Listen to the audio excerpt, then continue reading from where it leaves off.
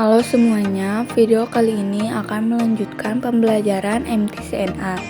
Pada bab ini akan membahas materi akses mikrotik. Jadi, akses mikrotik itu bisa diakses melalui apa saja sih? Nah, yang pertama bisa melalui keyboard, serial console, remote server telnet atau SSH, Winbox, lalu VTP, API, Quickset dan Wikifeed atau HTTP, MAC telnet, lokal atau Winbox terminal menu, dan mikrotik app. Kemudian di sini ada akses router board menggunakan Winbox.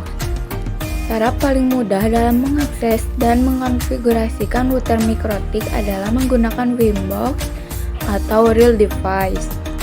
Untuk akses mikrotik bisa menggunakan MAC address. Selanjutnya, antara router dan laptop dihubungkan menggunakan kabelan. Di sini dihubungkannya ke Ethernet 2 karena Ethernet 1 itu digunakan untuk internet.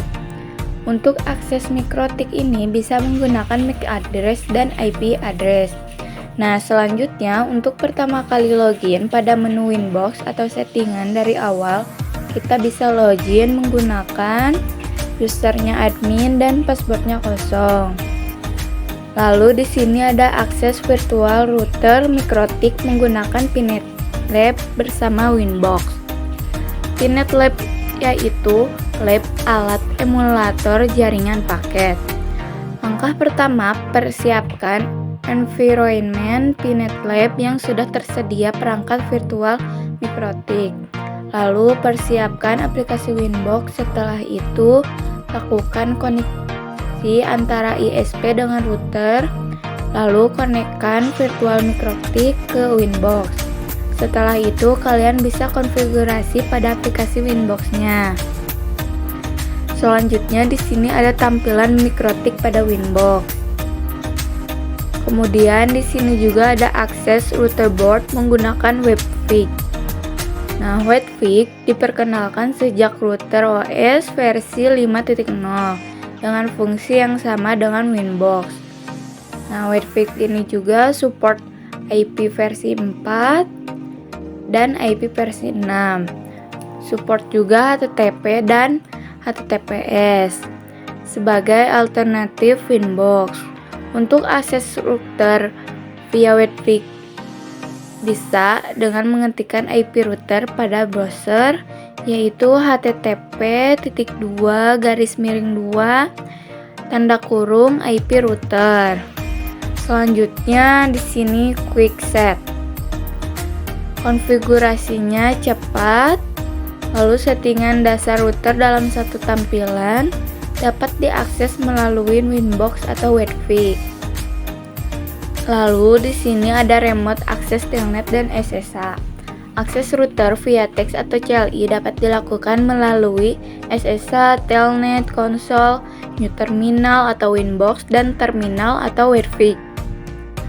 Digunakan untuk merunning script atau ketika akan mengakses router dengan keterbatasan bandwidth. Lalu untuk mengakses router via remote SSH atau telnet, maka bisa menggunakan aplikasi remote client seperti PuTTY, WinSCP, dan lain-lain.